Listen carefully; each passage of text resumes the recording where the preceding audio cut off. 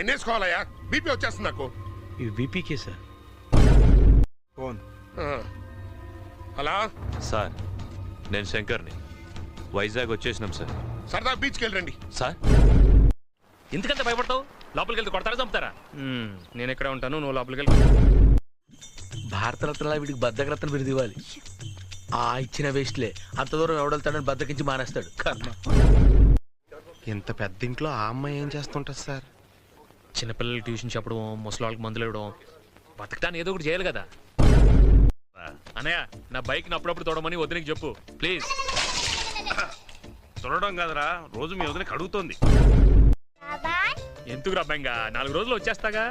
అదేంటి మరి మమ్మీ నువ్వు ఇంకా రావని మన హ్యాపీగా ఉండొచ్చు అని చెప్పింది.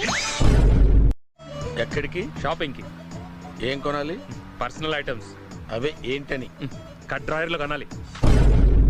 ఉన్నవే 2, ఒకటి ఉతికి ఆరేసాను, ఇంకోటి నిన్న కుక్క చింపేసింది. అంటే